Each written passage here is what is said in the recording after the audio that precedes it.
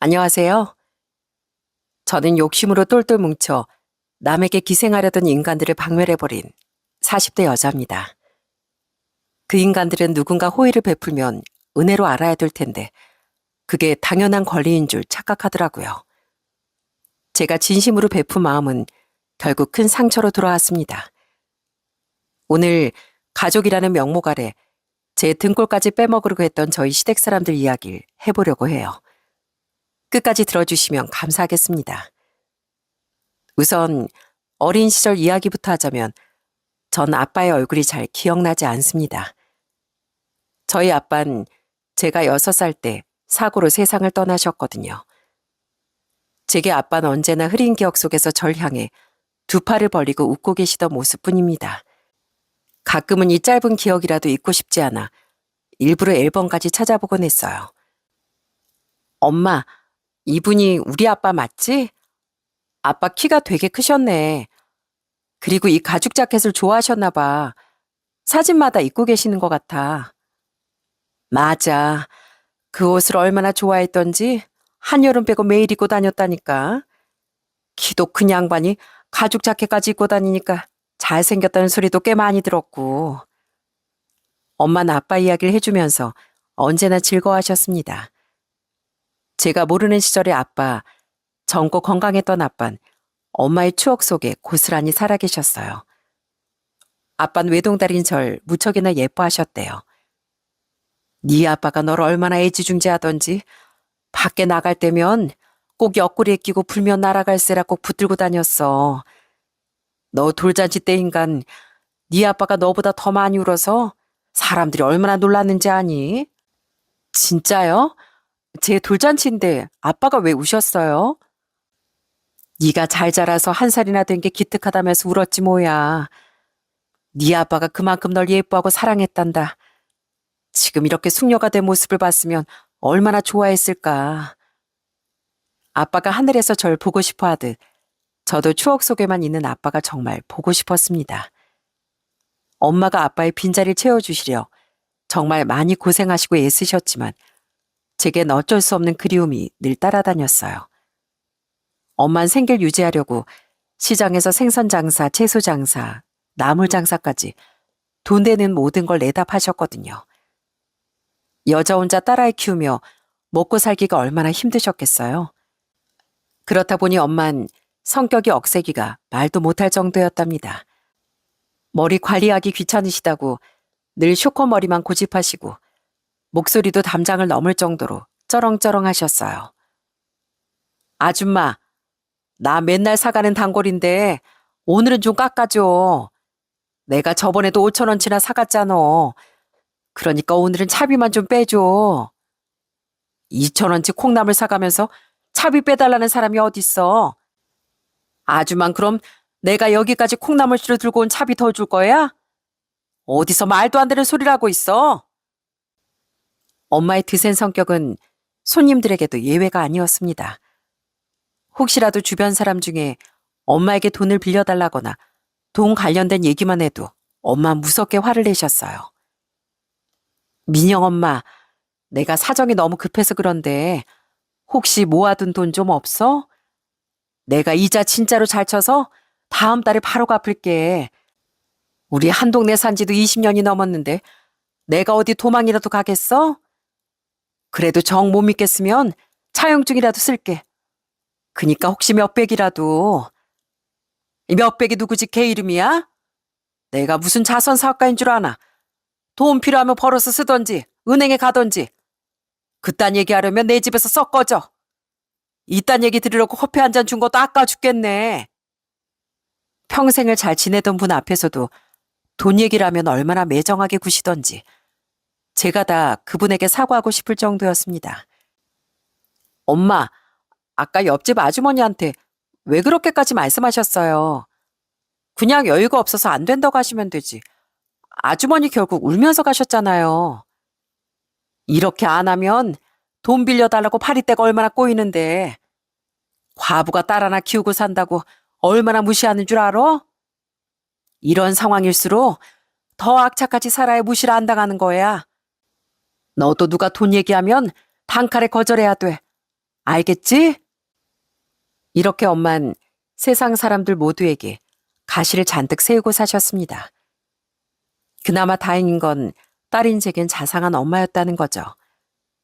엄만 유독 제 걱정이 많으셨는데 제가 잠시라도 연락이 안 되면 온갖 나쁜 상상을 하시면서 무척 불안해하셨답니다. 언젠간 제가 보충 수업 중이라 연락을 못 받은 적이 있는데 그 무더운 날씨에 엄마가 땀을 뻘뻘 흘리며 학교와 학원을 이지합듯이 찾아다니셨더라고요. 저는 그날 살면서 제일 크게 혼이 났습니다. 넌 왜 연락이 안 되니? 학원에 있으면 있다고 미리 연락해야지. 엄마가 네 학교부터 동네까지 얼마나 찾아다닌 줄 알아? 엄마 땀 좀 닦으세요. 오늘 하필 학교 일찍 끝나는 날이라 그냥 바로 학원에 왔다고요. 아직 해도 안 졌는데 그렇게 내 걱정이 됐어요? 당연하지. 네 아빠 그렇게 보내고 엄마한테 너 하나뿐인데 그런 걱정이 안 돼? 다시 너 연락 없이 어디 가지 마. 네 엄마 숨 넘어가는 거 보고 싶지 않으면. 엄마 성격이 이러시다 보니 저도 꽤 오랜 시간 엄마가 인색하고 매정한 사람이라고 오해하고 살았습니다. 하지만 어느 날 집에 날아온 우편 한 통을 보고 엄마를 달리 보게 되었어요. 두툼한 우편 봉투 안엔 몇 년치 불우유 성금 기부 내역이 쓰여 있었거든요. 엄만 연말마다 고액의 성금을 익명으로 전달하고 계셨던 겁니다. 저는 순간 머리가 띵해졌어요. 손님들과 툭하면 싸우고 돈 문제에 극도로 예민했던 엄마가 사실은 누구보다 따뜻한 마음을 가지셨다는 걸 전혀 모르고 있던 거예요. 딸인 절 지키려고 고슴도치처럼 늘 가시를 세고 사셨지만 속은 누구보다 여린 분이라는 걸 딸인 저마저 모르고 있었네요. 전 엄마의 비밀을 지켜드리고 싶어 그 우편물을 모른 척 했습니다. 하지만 곧장 달려가 엄마를 안아드렸어요. 어머, 우리 딸이 오늘따라 왜 이럴까? 뭐 먹고 싶은 거 있어? 아니면 뭐 사고 싶은 거라도 생긴 거야? 엄마도 참 딸이 엄마한테 안기는 게 뭐가 어때서요? 엄마 저 키우느라 고생 많죠?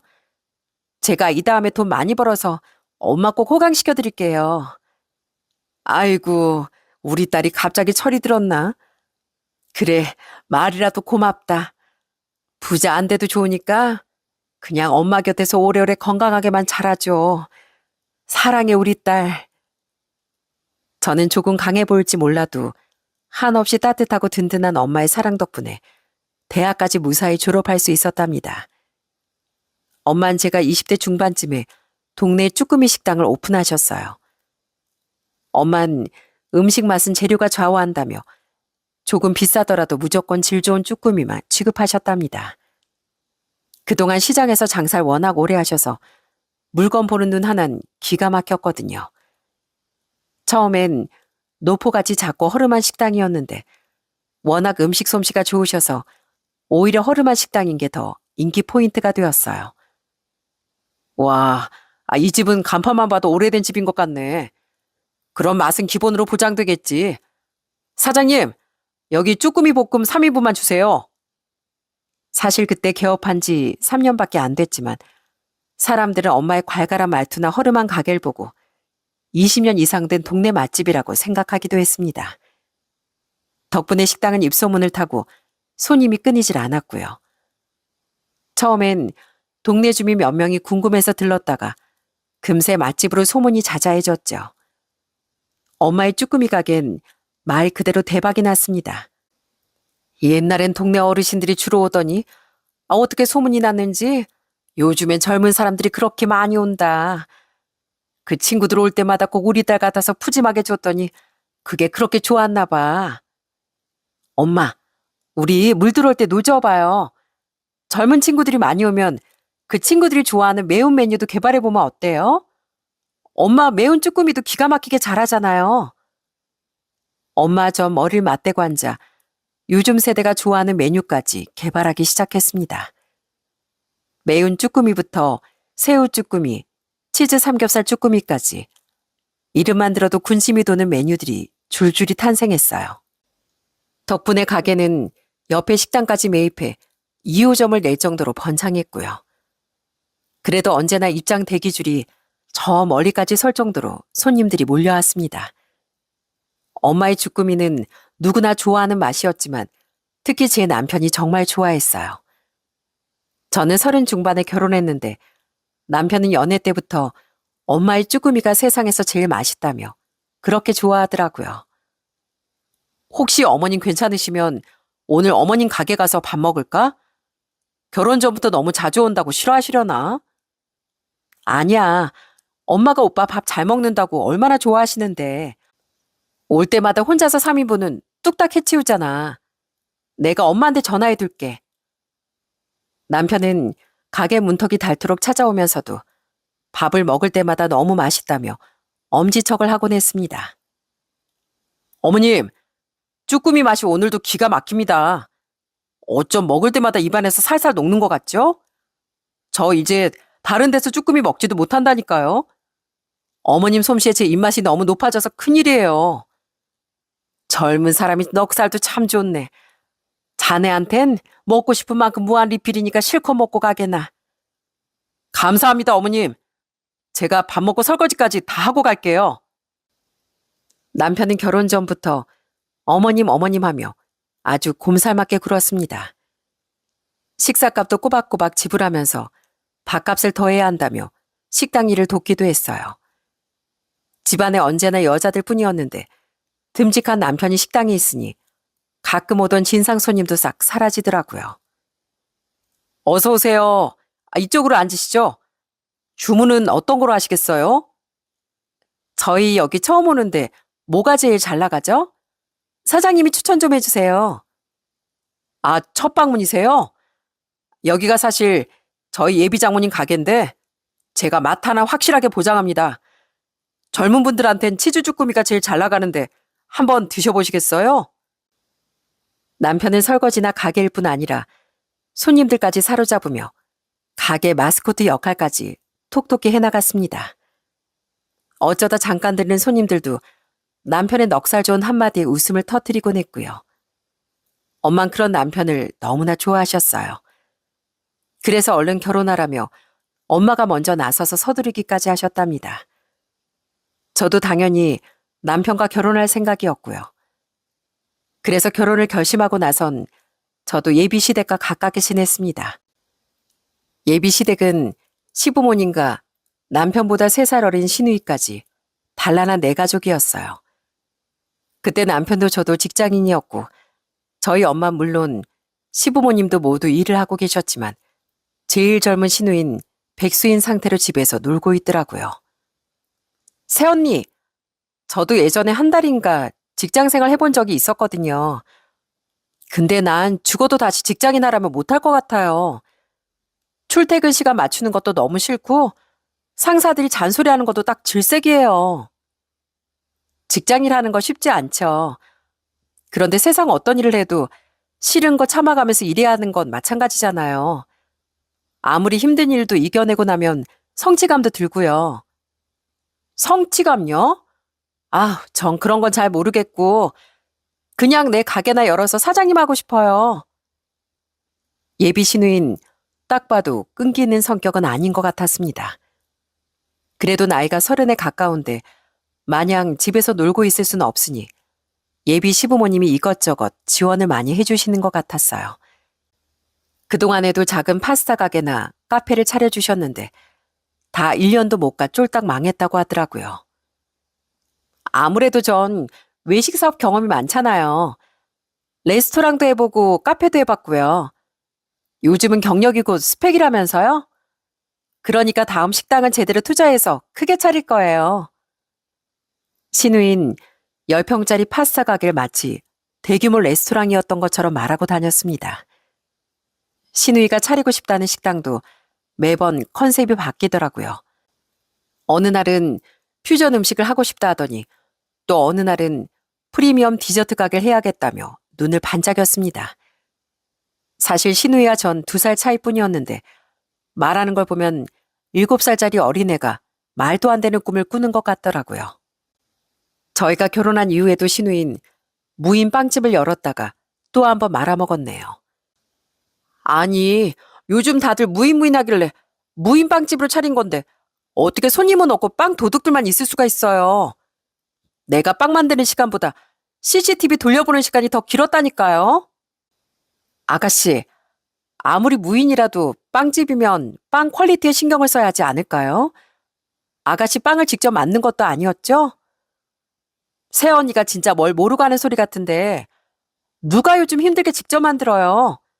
다 공장에서 떼오지. 신우인 여전히 헛된 꿈에 부풀어 시댁 살림을 다 거덜내고 있었습니다. 가게 몇 번 말아먹고 나니 시부모님 노후 자금도 이미 다 끌었었고 본인이 모은 돈도 당연히 없었고요. 시부모님은 그런 아가씨를 혼내기보단 항상 아픈 손가락으로 생각하시는 것 같았습니다. 유리 걔가 하면 참 잘하는데 이상하게 일이 안 풀린다. 진짜 굿이라도 해야 하나? 그래도 세아가 네가 걔보단 사회 경험이 많으니까 옆에서 잘 좀 챙겨줘. 우리 딸이 얼마나 자존심이 상해 있겠니? 하지만 그런 걱정을 하시기엔 그때 신우의 나이가 35살이었어요. 저도 신우에게 이것저것 조언을 해주긴 했지만 정작 신우이가 제게 바란 건 오직 돈뿐이었습니다. 새언니, 저한테 잔소린 그만하고 혹시 나 돈 좀 빌려줄 수 있어요? 엄마 아빠는 이제 곧 죽어도 한 푼도 없다고 하시고 근데 투자금이 있어야 가게를 차릴 거 아니에요. 저 백수라고 대출도 안 나와요. 새언니는 대학 졸업하고 지금까지 직장인이었으니까 돈 좀 있을 거 아니에요. 아가씨, 제가 돈이 어디 있겠어요. 그리고 정말 사정이 급해서 돈을 빌리고 싶으면 지금처럼 돈 줘요 하고 투정만 부리면 안 되죠. 저도 종일 힘들게 일해서 모은 돈인데 적어도 어디에 쓸 돈인지 상환객은 어떻게 되는지 그 정도 설명해 줘야 하는 거 아닐까요? 치, 이게 잘난 척하네. 기다려봐요. 내가 사업 계획서라도 써서 들고 올 테니까요. 새언니 그거 보고 나서 괜찮으면 군말 없이 나한테 돈 빌려주는 거예요? 한 입으로 두 말 하지 말아요.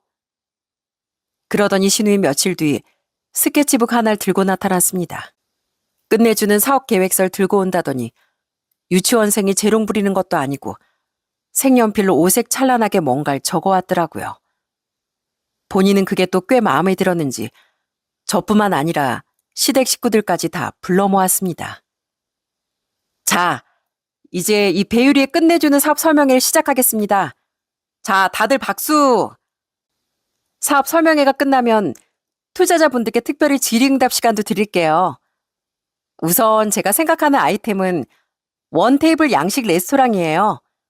다들 제가 파스타 끝내주게 잘 만드는 거 알죠? 가게 한 타임에 딱 한 팀만 원테이블로 모시는 그런 식당을 차리는 거예요. 그러면 여러 손님 뒤치다꺼리 하느라 바쁘지도 않고 손님들도 프라이빗하게 즐기고 좋잖아요. 우와, 너무 좋은데? 우리 딸이 정말 열심히도 준비했네. 그지? 자, 다들 박수!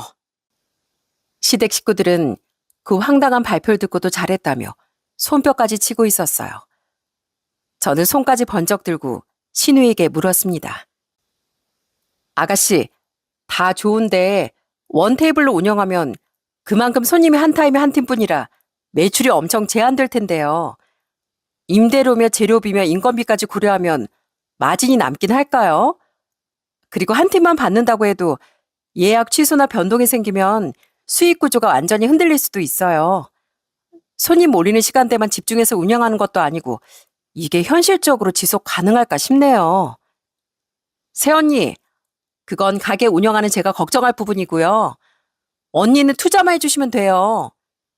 언니도 알다시피 저희 집 사정이 그렇게 여유 있지 않아서 새언니의 투자가 절대적으로 필요하다고요. 아가씨뿐 아니라 시부모님까지 눈을 반짝이며 절 쳐다봤습니다. 다행히 그땐 남편이 제 편을 들긴 하더라고요. 유리사업 설명회라더니 이 사람한테 결국 돈 달라는 자리였어? 우리도 직장인이라서 월급 받는 거 뻔한데 무슨 돈이 있다고 이렇게까지 해. 나도 내 동생 일이라 도와줄 수 있는 건 도와주고 싶지만 이건 좀 아니지. 남편이 먼저 한 소리를 해준 덕분에 저도 제 의견을 강하게 어필할 수 있었어요. 아가씨, 이 사람 말이 맞아요. 저도 아가씨 일인데 물론 도와드리고 싶죠. 하지만 돈 달라는 목적이 너무 분명한 이런 자리는 많이 불편하네요. 투자라는 게 원래 확실한 계획과 신뢰가 있어야지. 그냥 돈 주세요. 전 잘 될 거예요 하고 말만으로 되는 게 아니잖아요. 제가 이렇게 나올 줄은 몰랐는지 신우인 지금 사람 무시하는 거냐며 툴툴거렸습니다. 시모도 좀 불편한 기색이었고요. 하지만 제가 조금 세게 말한 덕분에 한동안은 제 앞에서 사업 얘기가 없었습니다. 그렇게 다시 평화를 찾은 듯 문제없이 일상을 이어갔고 저는 결혼 7년 동안 아들 둘을 낳았어요. 저희 부부도 아이를 낳고 참 기뻤지만 무엇보다 저희 엄마가 정말 좋아하셨답니다. 아이고, 이 떡두꺼비 같은 녀석 좀 봐.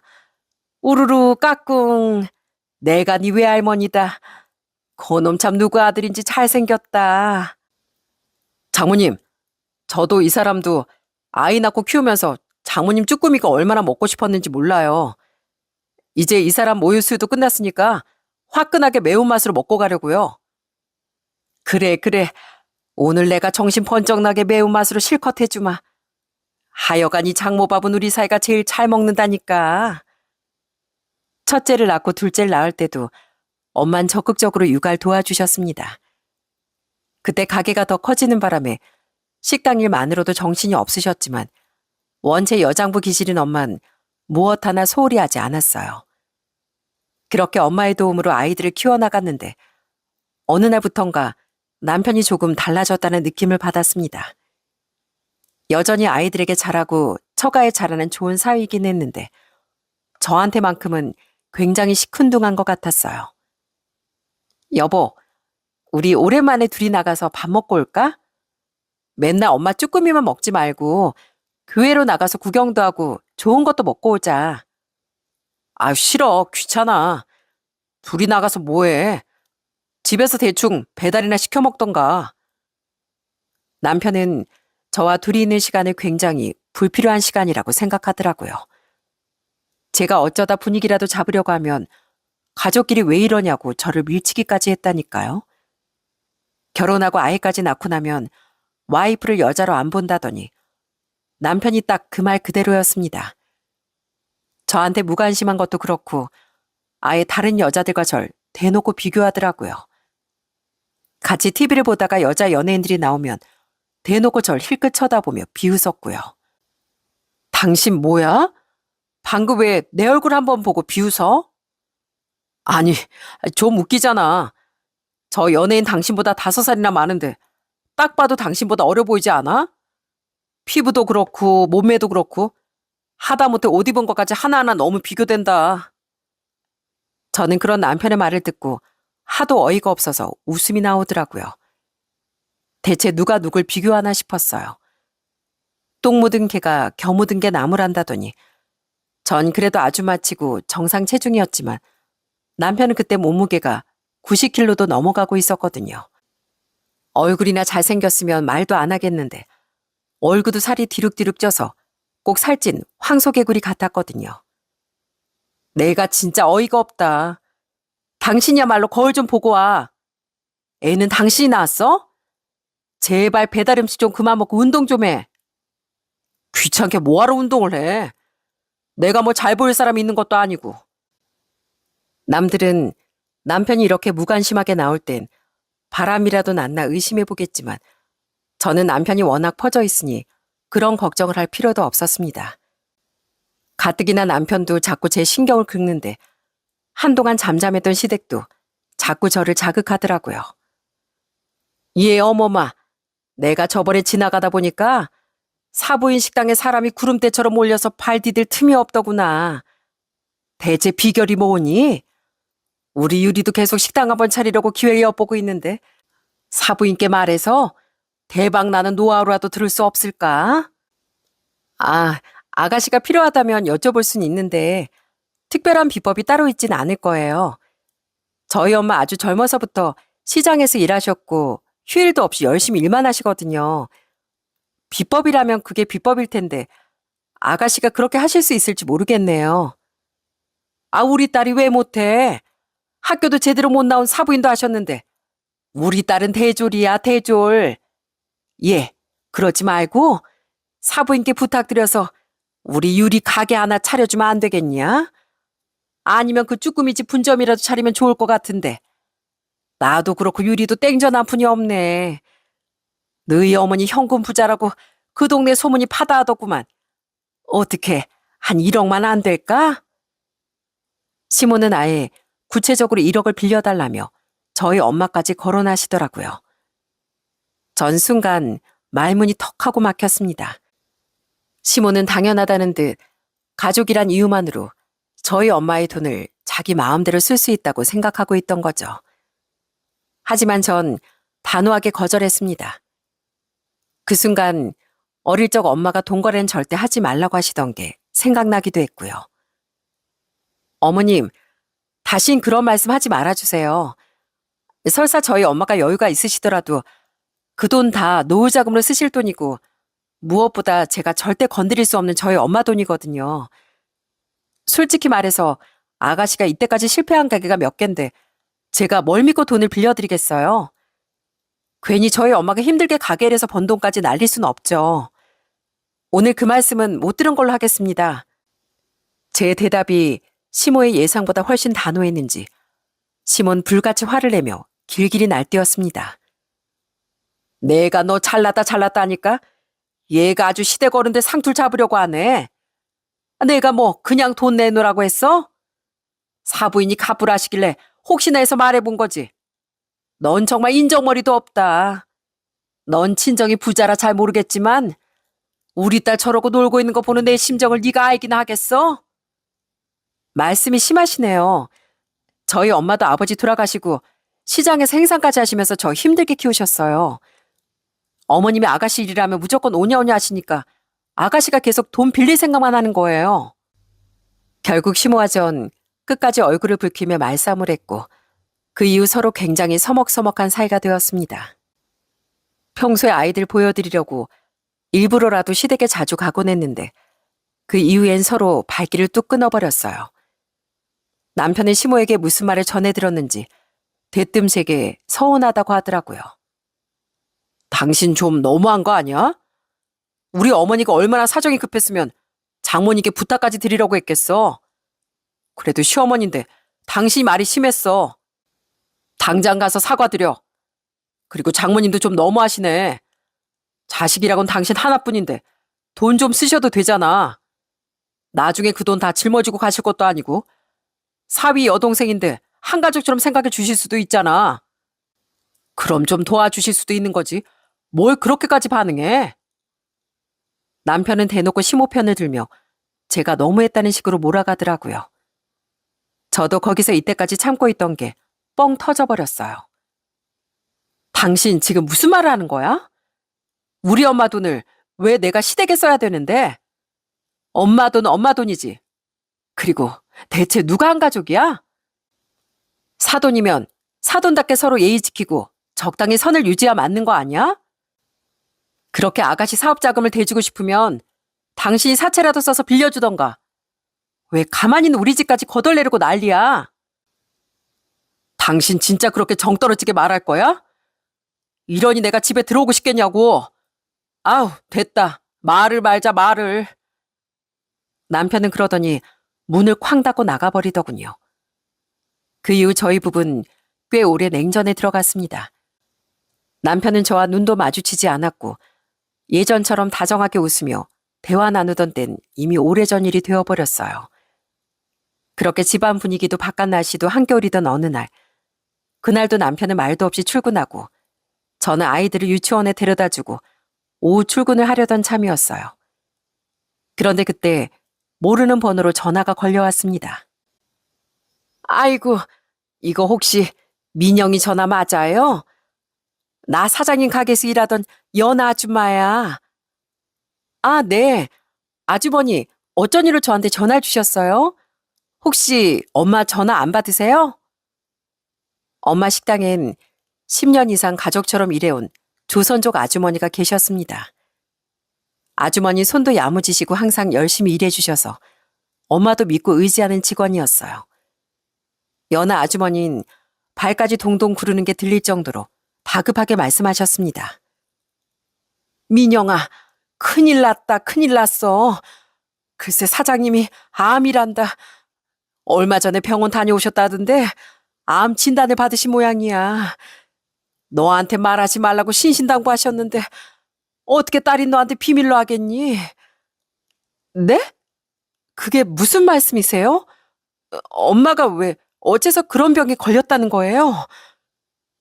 전 일단 전화를 끊고 출근도 미룬 채 엄마 가게로 달려갔습니다. 엄만 그때도 부엌 한 구석에 쭈그리고 앉아 재료 손질을 하고 계셨어요. 엄만 제가 온 줄도 모르고 연신 기침을 하시더라고요. 엄마. 민영아, 너 이 시간에 무슨 일이야? 출근 안 했어? 근데 너 왜 울어? 무슨 일이야? 전 엄마에게 상황 설명도 못하고 손님이 보건 말건 곧장 달려가 안겼습니다. 엄만 깜짝 놀라시다가 제가 계속 우니까 더는 묻지도 않고 절 달래주시기 바빴어요. 엄마, 왜 말 안 했어요? 그동안 계속 기침하고 아팠던 거예요? 맨날 주방에서 가스 냄새 맡고 일만 하다가 기어이 그러 무서운 병까지 얻은 거냐고요. 다 나 때문이야. 내가 엄마 고생시켜서 그런 거야. 평생 고생만 하시던 저희 엄마, 자식 하나 기르겠다고 온갖 일을 마다 안 하시고 고생하시더니 결국 폐암 2기라는 무서운 진단을 듣고 만 겁니다. 제가 엄마 덕분에 학교를 졸업하고 직장 다니고 결혼해서 아이까지 낳는 동안 저희 엄만 점점 병들어가고 있었나 봐요. 자식은 저 하나뿐인데 저라도 엄마 건강을 챙겼어야 했는데 그러지 못했던 시간이 너무나 죄스러웠습니다. 아이고, 절대 말하지 말라고 했는데 여은아가 기어코 너한테 전화 모양이구나. 엄만 괜찮어. 울지 말어. 아유 얼굴 상할라. 아휴 우리 딸 애도 둘이나 낳았는데 엄마 아프다니까 놀라서 눈물까지 흘리며 달려왔어? 엄마한테 우리 딸밖에 없네. 엄마는 애써 웃으시며 제 눈물을 닦아주셨어요. 그때 제가 할 수 있는 건 어린아이처럼 엄마 품에서 우는 것뿐이었어요. 그 뒤로 전 곧바로 회사를 관두고 엄마 간병에 매달렸습니다. 아직 제 아이들이 어렸지만 남편이 그래도 애들한텐 참 잘하는 편이라 남편에게 아이들을 맡기고 엄마를 보살피는 데만 집중했어요. 엄마 그냥 간병 있으면 되는데 너 병원에서 잠도 못 자고 불편해서 어쩌려고 그래. 아니에요 엄마. 내가 엄마 성격 몰라요? 엄마 가뜩이나 예민한데 아프면 더 신경 쓸 게 많아질 거예요. 그러니까 내가 직접 간병하는 게 마음 편해요. 그렇게 엄만 곧장 항암 치료에 들어가셨어요. 독한 항암 치료 때문에 엄만 머리카락이 점점 빠져나갔고 손톱까지 부서지기 시작했습니다. 그뿐만 아니라 날마다 구토로 괴로워하셨고 피로와 식욕 부진은 늘 엄마를 괴롭혔어요. 하지만 엄만 투정 한 번 부리지 않았습니다.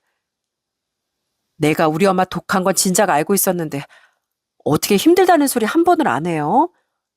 엄마도 아프면 아프다, 힘들면 힘들다 말 좀 해봐요. 나야 침대에 앉아서 하라는 대로 하기만 하면 되는데 고생은 우리 딸이 더 많지. 엄만 괜찮으니까 너 나가서 밥이라도 제대로 먹고 와. 아휴 며칠새 살이 쏙 빠졌네 우리 딸. 전 매일 엄마 곁에서 수발을 들고 약과 식사를 챙기며 남몰래 눈물을 흘리기도 했습니다. 그래도 엄마가 애써 기운을 내시는 걸 알기에 엄마 앞에서 늘 웃으려고 했어요. 가끔은 가발을 씌워드리며 장난을 치기도 했고요. 엄마, 오늘 생신 선물로 미리 드리는 거예요. 엄마 생머리 한번 꼭 해보고 싶다면서요. 이거 한번 써봐요. 아, 우리 엄마 꼭 탤런트 같네. 이게 아픈 엄마를 놀리네. 그래도 오랜만에 긴 머리 한 걸 보니까 나쁘진 않은 것 같다. 네 아빠가 엄마 긴 머리에 반했잖니. 엄마랑 전 한참 가발을 가지고 놀며 예전처럼 웃었습니다. 하지만 시간이 갈수록 엄마의 상태는 나빠지셨고 전 날마다 의사 선생님께 엄마 좀 살려달라고 빌었어요. 선생님, 폐암 이기면 생존율이 그렇게 낮지 않다는데 왜 우리 엄마 낫질 않는 걸까요? 제발 저희 엄마 좀 살려주세요. 가능하다면 제 패라도 가져가세요. 제발요. 제가 아무리 울고 빌어도 엄만 이제 깨어있는 시간보다 야계추에 잠들어 계시는 시간이 더 길었습니다. 엄마 친동생 같이 일하던 연하 아주머니도 병문안을 와서 부쩍 상태가 나빠진 엄마를 보고 몹시 오열하셨어요. 아휴, 우리 사장님, 우리 언니 어떡하면 좋니? 얼굴이 다 상해서 아주 몸에 뼈만 남았네. 아이고, 언니 정신 좀 차려봐요. 1년 사이 이게 대체 무슨 일이야? 민영아, 네가 고생이 참 많다. 그래도 네 엄마 무척 강한 분인 거 알지? 언닌 꼭 이겨내실 거야. 우리 믿고 기도 열심히 하자. 엄만 정말로 강한 사람이었는지 2년간의 투병 생활을 잘 이겨내고 계셨습니다. 엄마도 살고자 하는 마음이 강하셨거든요. 나 절대로 내 딸 두고 안 죽는다. 가게일도 너한테 가르쳐야 되고 내가 아직 할 일이 많어. 그래 엄마, 나만 두고 가면 안 돼요. 우리 엄마 시장에서 제일 독하고 무서운 사장님이잖아요. 그러니까 엄만 할 수 있어요. 우리 조금만 더 힘내요. 하지만 남은 시간이 그리 많지 않다는 건 모두가 알고 있었어요. 저는 엄마가 기력이 조금 생기셨을 때 근교로 여행을 다녀왔답니다. 가서 바다 구경도 실컷 하고 오랜만에 조개구이도 먹고 왔네요. 엄마, 이 조개 좀 드셔보세요. 제가 까드릴게요. 이 집도 잘하긴 하는데 역시 우리 엄마가 해주는 밥이 최고다. 그죠? 어디 먹어보자. 이 집은 양념은 잘하는데 조개가 영 싱싱하지 않네. 생물일수록 좋은 걸 써야 하는 법이야. 아파서 휠체어를 타고 계셨지만 음식 앞에서 여전히 엄마의 눈빛은 날카로웠습니다. 그날 저녁 전 해가 지는 풍경을 보며 엄마 손을 꼭 잡았어요. 엄마, 보여요? 벌써 해가 지고 있어요. 난 예전부터 노을 지는 거 보면 그렇게 눈물이 나더라고요. 밤이 오면 내가 사랑하는 모든 것과 이별해야 할 것 같아요. 왜 영원한 건 없는 걸까요? 엄마, 난 아직 엄마한테 못해드린 게 너무 많은데 왜 이렇게 시간이 빨리 가는 걸까요? 민영아, 울지 마라. 만남이 있으면 반드시 이별이 있는 법이란다. 너무 괴로워 마라. 엄마가 언제나 널 지켜보고 있을 거야. 엄만 제게 너무나 따뜻하고 환한 미소를 지어 보이셨습니다. 그렇게 여행을 다녀오고 한 달 뒤 엄만 제 품에서 조용히 눈을 감으셨어요. 돌아가시기 전 기침이 심해서 고생을 많이 하셨는데 이제 기침도 안 하시고 가래 때문에 힘들어 하시지도 않고 편안하게 하늘에 계신 아빠의 곁으로 가셨답니다. 전 서둘러 엄마의 장례를 준비했고 아이들 보느라 고생했을 남편도 함께였어요. 그때까지 시댁 식구들과 사이가 좋지 않았는데 그래도 첫날부터 빈소에 다 같이 와 저를 위로해 주었답니다. 아이고 사부인, 이 좋은 세상에 왜 그렇게 빨리 떠나셨어요? 며느라, 너도 그동안 고생이 많았다. 많이 힘들지? 그래도 기운 냈으면 좋겠구나. 새언니, 어떡하면 좋아요? 힘들겠지만 밥 잘 챙겨 드시고요. 저도 사돈 어르신 가시는 길 돕고 싶어서 소식 듣자마자 달려왔어요.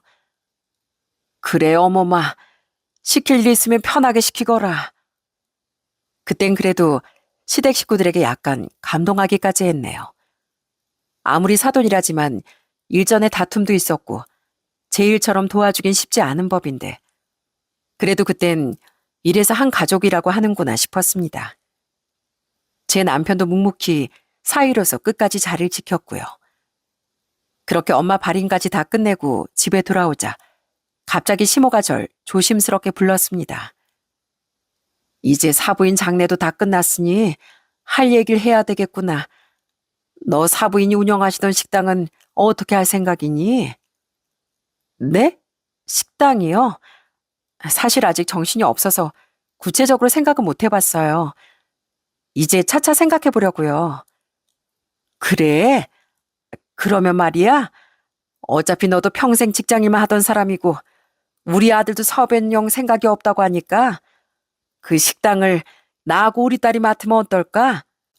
아까운 식당 괜히 오래 비워서 손님 다 끊기게 하지 말고 차라리 우리가 1호점, 2호점 나눠서 운영하마. 그럼 너도 좋지? 이참에 네 신우한테 물려주고 내가 그 옆에서 도와주면 참 좋을 것 같은데. 네? 뭐라고요? 지금 너무 황당해서 제가 제대로 이해한 건 줄 모르겠네요. 저희 엄마 식당을 아가씨가 무슨 자격이 있어서 가져가는데요. 딸인 저도 생전 엄마의 뜻에 따라 움직일 건데 어떻게 아무 자격도 없는 어머님하고 아가씨가 감히 그 식당을 탐내세요? 어머님이 솔직하게 말씀하셨으니까 저도 제 생각대로 말씀드릴게요. 어머님의 그 제안 정중하게 거절합니다. 제가 대체 왜 그래야 하는지 이유를 모르겠거든요. 그제야 전 장례 기간 내내 열심히 절 돕던 시댁 식구들의 속마음을 알게 됐습니다. 엄마가 돌아가시고 제가 정신없을 틈을 타서 가게를 홀랑 집어삼킬 작정이었나 봐요. 뭐? 무슨 자격이 있냐고? 너 지금 말이면 단 줄 알아? 너 빼고 우리 가족 전부가 찬성했다. 넌 결정권 없어. 어차피 네가 부모가 있기라니, 형제가 있기라니. 시부모가 친부모처럼 가게까지 챙겨주겠다는데 그럼 감사한 줄 알아야지. 고집 부리지 말고 네 시누이한테 줘라 그냥. 우리 딸이 여러 번 실패했으니까 이젠 정말 잘할 거다. 어쩌면 네 어머니보다 우리 딸이 훨씬 잘할지도 모르지. 그땐 내가 한몫 단단히 챙겨주마. 그럼 됐지? 전 정말 기가 막혀서 말문이 다 막히더라고요. 거실에서 그 대화를 듣고 있던 남편도 이때다 싶어서 한몫 거들더라고요. 그래, 내 동생 한번 믿어봐. 당신만 참고 눈 감아주면 우리 가족 전부가 행복할 텐데 그거 하나 못 참아줘? 엄마 말대로 이제 당신은 친정도 없잖아. 그러니까 우리 부모님 그리고 내 동생을 친부모 친동생이라고 생각하고 믿고 맡겨보자고. 그러다 3호점 4호점까지 내면 좋잖아. 당신은 어차피 다시 회사 들어갈 계획이라며. 그러니까 백순 우리 동생 한 번만 도와줘라 좀. 점이 가경이라더니 남편은 아예 시부까지 한 자리를 줘서 가족 회사로 만들자고 신나게 떠들더라고요. 진짜 말 같지도 않은 소리였습니다. 전 그 순간 남편 주머니를 털어서 남편이 가지고 있던 카드를 잘라버렸어요. 당신 지금 뭐 하는 거야? 남의 카드를 왜 자르고 난리야? 이거 우리 엄마가 준 카드인 거 내가 모를 것 같아? 넌 진짜 인간 자격도 없다. 우리 엄마가 그래도 당신이 하나뿐인 사이라고 나 몰래 카드까지 줘가면서 챙겼는데 넌 엄마 돌아가시자마자 가족 회사 같은 멍멍이 소리가 하고 싶니? 사실 그동안 말은 안 했지만 남편은 월급 대부분을 시댁 식구들 뒤치다거리에 쓰고 있었어요. 시누이 용돈은 물론이고 시부모님 생활비나 용돈까지 남편이 돕고 있었죠. 저희 엄만 혹시 그 문제로 저희 부부가 싸우기라도 할까봐 저 몰래 카드를 주면서 이걸로 부족한 생활비를 채우라고 하셨다는 걸 전 오래전부터 알고 있었고요. 진짜 배은망덕도 이런 배은망덕이 없지. 너 같은 놈은 남편 자격도 애 아빠 자격도 없어. 앞으로도 영원히 니네 집은 네가 챙겨. 내가 왜 네 가족이니? 우리가 뭐 피 한 방울이 섞였어? 아니면 날 정말로 가족이라고 생각해서 나한테 생일 선물이라도 한번 해준 적이 있어? 어머님, 아버님, 안 그러세요? 가족이라고 저한테 받아가실 생각만 했지. 절 가족처럼 챙겨주신 적 있으시냐고요. 그리고 어머님, 제발 아가씨 좀 그만 감싸세요. 요즘 아가씨 술독에 빠져서 맨날 술만 먹는데 그거 보고도 아침에 해장국 꼬박꼬박 끓여주시죠? 아가씨 그거 고마하지도 않아요. 저는 더는 기생충 같은 당신 가족들하고 엮이고 싶지 않으니까 당장 제 눈앞에서 사라지세요. 당신도 이제 내 남편 아니니까 당장 꺼져. 저는 그간 쌓였던 모든 걸 한 번에 폭발시켰습니다. 전 그렇게 한바탕 쏟아내고 남편과 시댁 식구들을 집에서 다 쫓아냈어요.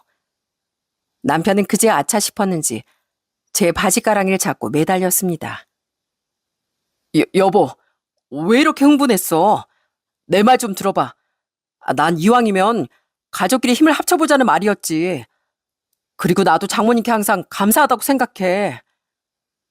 난 오히려 엄마가 당신이 이딴 놈인지 모르고 돌아가셔서 다행이라고 생각하는데 더는 꼴도 보기 싫으니까 당장 이혼해. 전 그날 저녁 바로 이혼서를 작성해 남편에게 던져버렸습니다. 남편은 제발 자기 한 번만 살려달라며 그렇게 애걸복걸을 하며 빌더라고요. 좋은 말로 할 때 합의 이혼해. 소송까지 가면 누가 더 불리할 것 같아? 나도 당신한테 바라는 거 없으니까 그냥 깨끗하게 내 인생에서 사라져 주라, 제발. 결국 저흰 결혼 생활 9년 만에 완전히 남남이 되었답니다. 이혼을 하고도 남편은 구질구질하게 얼마나 매달렸는지 몰라요.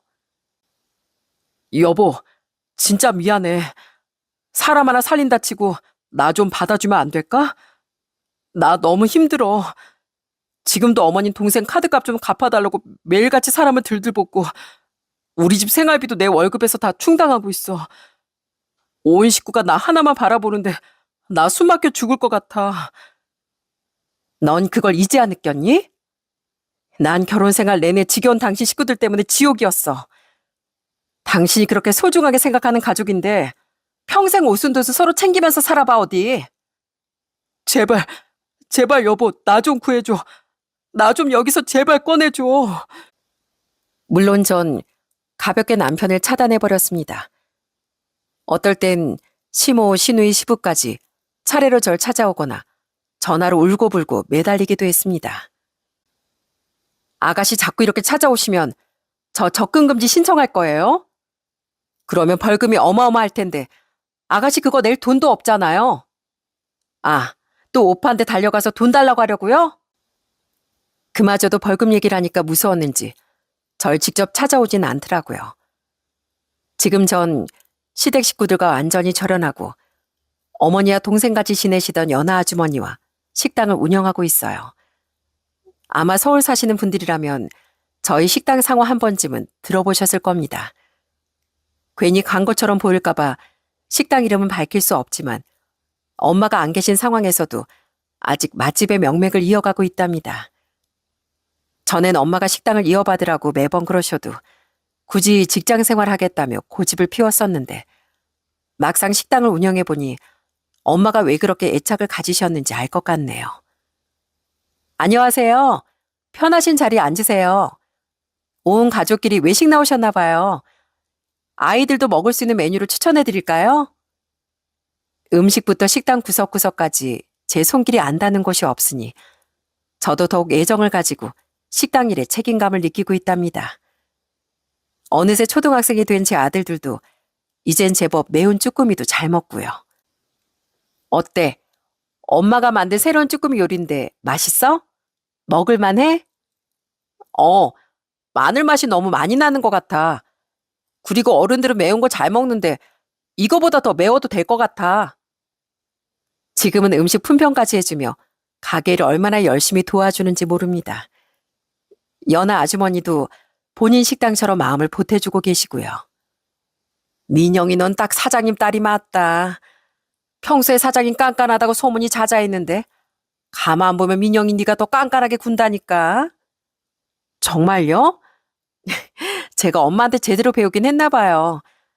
엄마가 사람 입에 들어가는 음식에 장난치면 안 된다고 항상 강조하셨거든요. 물론 가게 일이 쉽지만은 않습니다. 가끔 제 진심을 몰라주는 손님분들이 속상하기도 하고 아이들 키우랴 가게 일하랴 몸이 부서질 것 같기도 합니다. 엄마가 왜 그렇게 독하게 마음을 먹고 사셨는지도 이제야 다 알 것 같고요.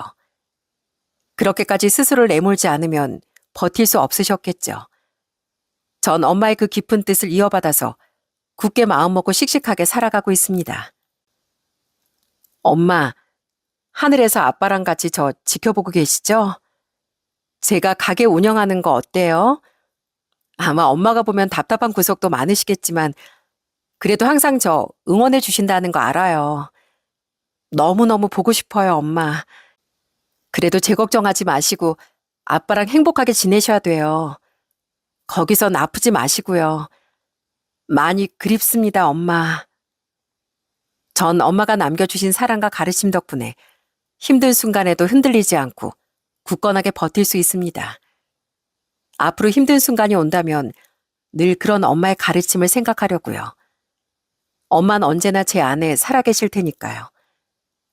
제가 아는 모든 일, 제가 웃고 울고 사랑하는 모든 순간마다 엄마의 따뜻한 눈길이 함께 있다는 걸 알고 있습니다. 그래서 전 오늘도 씩씩하게 하루를 살아가고 있답니다.